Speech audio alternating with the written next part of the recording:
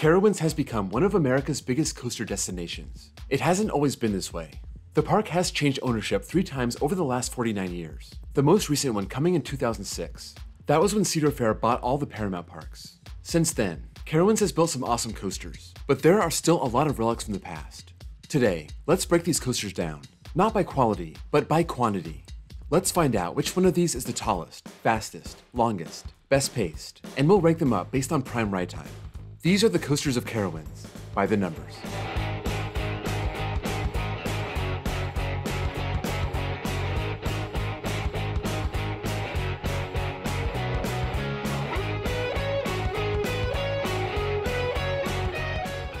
If you're new to this series, the ride time starts when the front car starts picking up speed off the lift hill, and it ends when it hits the final brakes. Mid-course brake runs are left in.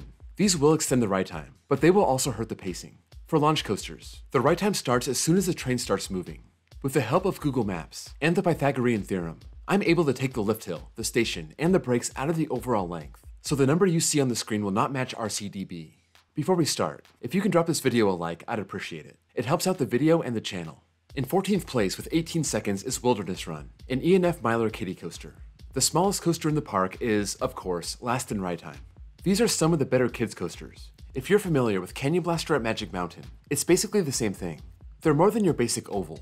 They have a camelback and a helix before the Bunny Hill finale, standing 15 feet tall, ranking last, topping out at 10 miles per hour, also last, and covers the least amount of track of any coaster, less than half of the next coaster above it on the list. Just to make it a clean sweep, Wilderness Run is last in pacing, covering less than 18 feet per second.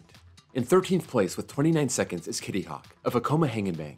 Carowinds has a few coasters for smaller riders, and Kitty Hawk is a step up from Wilderness Run. Its 48.6 foot height is actually 10th, but it doesn't have a drop that big, so it's only 13th in speed, topping out at 26 miles per hour. It kind of winds down to the bottom gradually, which makes sense for a suspended coaster like this. Like most coasters for kids, it doesn't even crack 1,000 feet in length, also 13th. Though it is up at 11th in pacing, covering over 27 feet per second. In 12th place with 31 seconds is Flying Cobras, a Vekoma Boomerang. I clocked this with 16 seconds on the forward part, and 15 seconds on the backwards part, not counting either lift hill.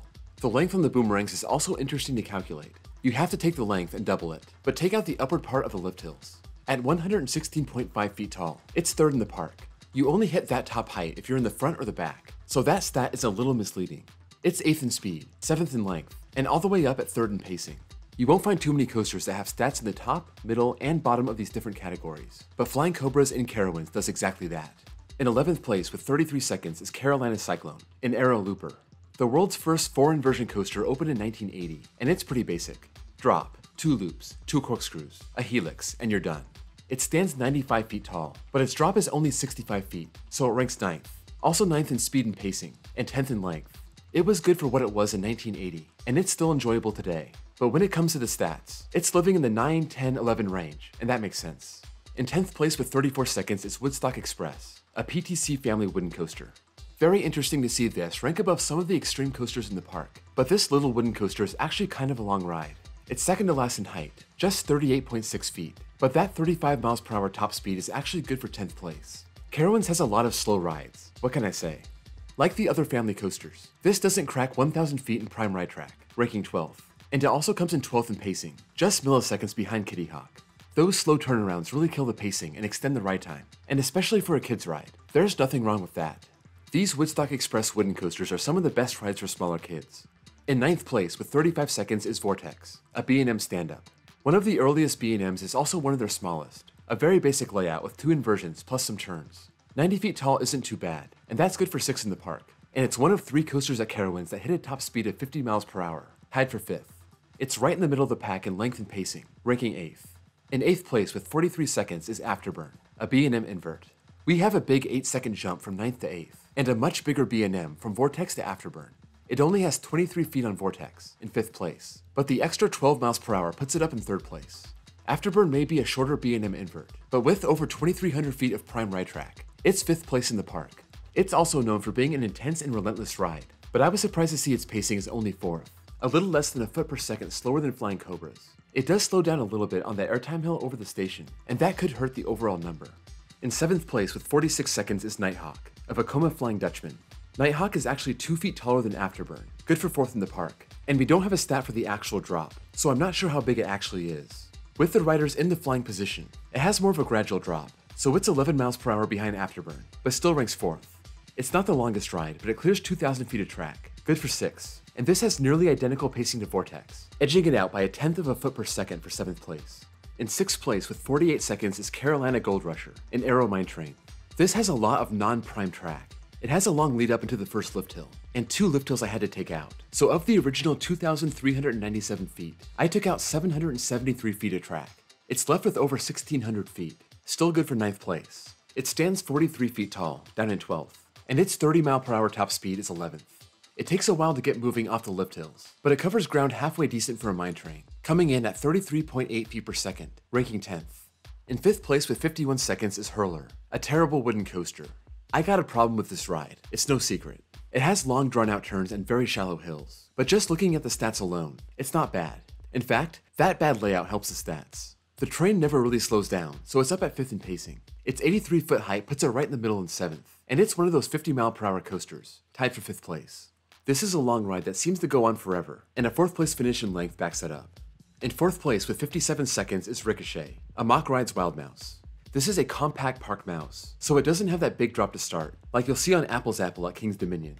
It stands 45.9 feet tall, no listed drop, but it's nowhere near that. But that height still only gets it 11th place. Those little dips don't generate much speed either, topping out at 28 miles per hour and only ranking 12th. It also barely clears 1,000 feet of track, ranking above only the kids and the family rides, good for 11th.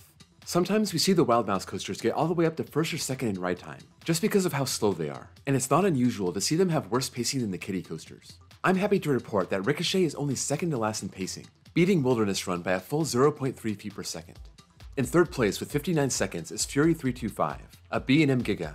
I am a little surprised that Fury doesn't clear a full minute of ride time. That's not for a lack of track length. If you take the whole length into account, it's the 5th longest coaster ever built, so of course it's tops in the park, beating the rest of the field by 938 feet once you take out the non-prime ride track. We're talking about Fury here, so let's save the drama. It's tops in height by 109 feet, number 1 in speed by 20 miles per hour, and probably the most impressive stat is the pacing. It covers 91.1 feet per second, clearing the rest of the field by over 30 feet per second. Fury is a beast, and the only thing that may surprise you here is that Fury is only 3rd in ride time. In 2nd place with 63 seconds is Copperhead Strike, a Mock Rides multi-launch. This one was tricky. I had to add 6 seconds of ride time for the JoJo roll, but I took out the turn into the launch. From that first launch to the final brakes, you get a very impressive 57 seconds of ride time. So when you add the extra 6 seconds, you end up with 63. I would have never thought you got that much ride time on this, but it kind of makes sense. This ride has tons of hang time, and you're slowing down through a lot of those inversions, not to mention the JoJo roll. For as many fast-paced elements this has at the end, those slow inversions pushes the pacing down to 6, even below Hurler. This has nearly 3,000 feet of prime ride track, good for 3rd. It's the park's only launch coaster, and it never comes too far off the ground, but that top height of 82 feet is good for 8th. And it's the last coaster in the 50-mile-per-hour group, good for 5th. In 1st place with 73 seconds is Intimidator, a B&M Hyper. 10 seconds clear of the rest of the park is pretty impressive. If you saw my B&M Hyper by the numbers video, this had the most ride time of any other B&M Hyper in the world. It's also one of the longer ones, with over 4,439 feet of prime ride track. Even though it's almost 1,000 feet less than Fury, it's almost 1,500 feet clear of the 3rd place Copperhead Strike. With that long train and those big camelbacks, not to mention those infamous trims, this is in the lower half of B&M Hypers for pacing.